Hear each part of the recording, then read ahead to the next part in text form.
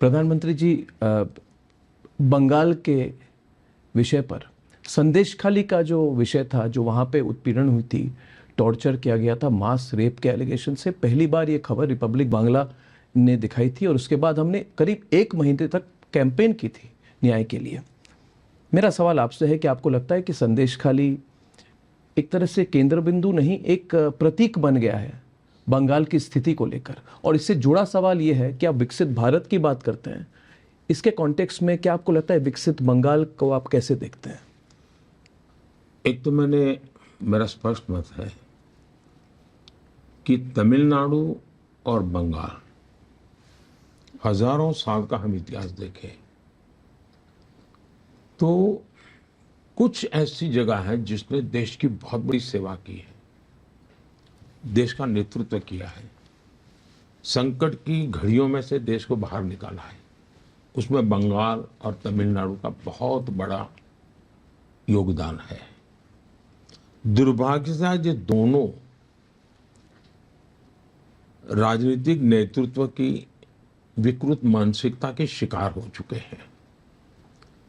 अब बंगाल में जिस प्रकार से जिन मुद्दों को लेकर के बंगाल की मुख्यमंत्री संसद में आवाज उठाती थी जब वहां लेफ्ट की सरकार थी जी, आज उन्हीं मुद्दों को हम बोल रहे हैं। और ममता जी वो कर रही है जो लेफ्ट वाले करते थे, कांग्रेस वाले करते थे, और ये सवाया गुना करती है। और उसमें क्रिमिनल एलिमेंट नया जुड़ गया है।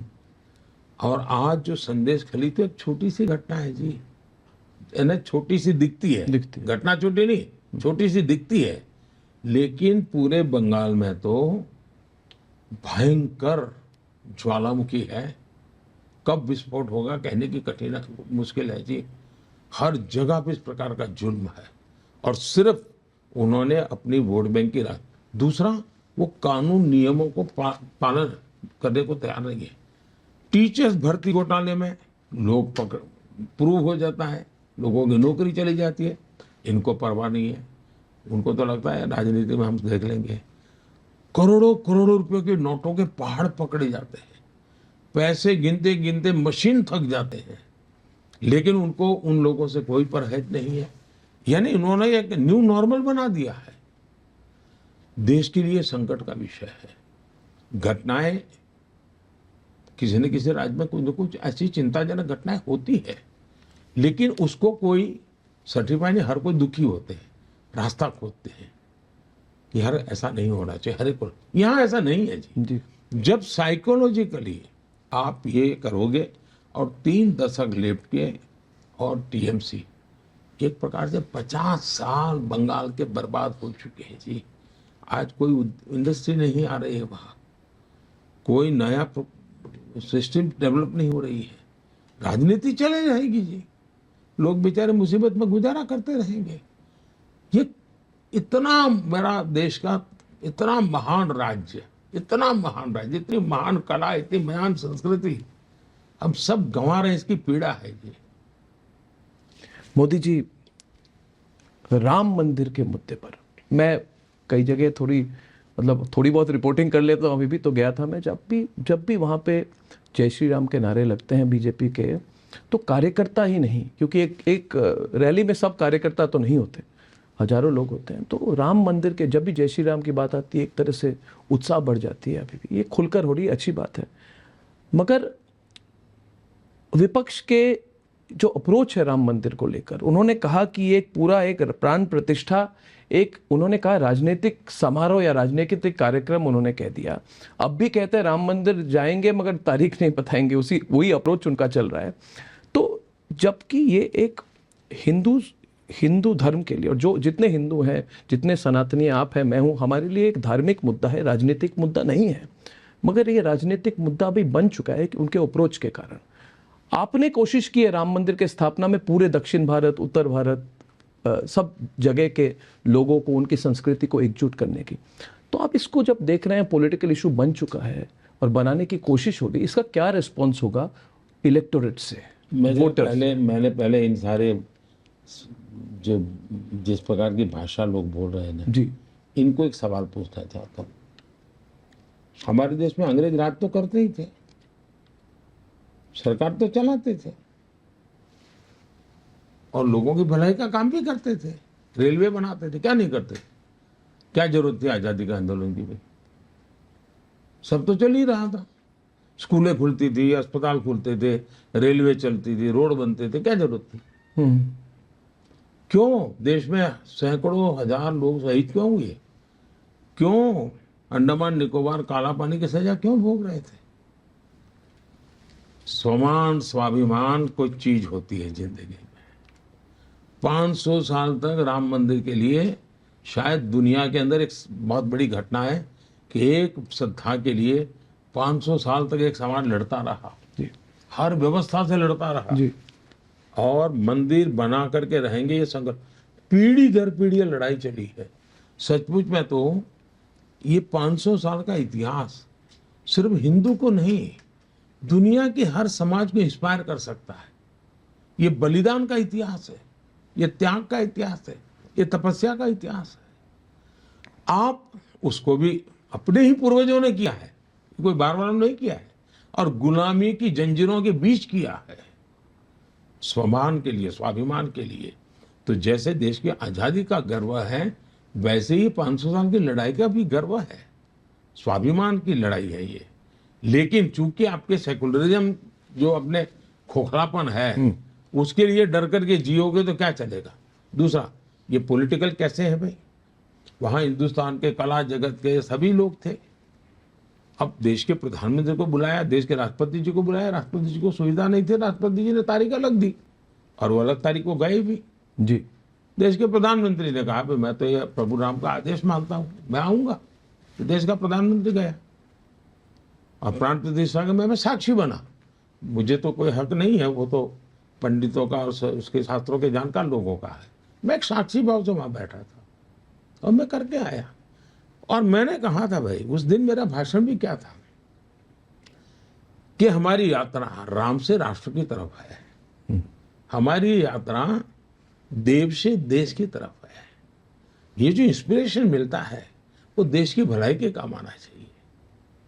दूसरा, ये राम मंदिर के जो ट्रस्टी हैं उनकी विशेषता देखिए साहब, उन्होंने जिन्होंने घोर विरोध किया था लगातार भी, उनके भी यहां जाकर के निमंत्रण दिया, सम्मान दिया उनको, और ये मैसेज दिया कि भाई अब तक जो हुआ सो हुआ, अब सुप्रीम कोर्ट ने जजमेंट दे दिया है, चलो हम साथ मिलकर चले।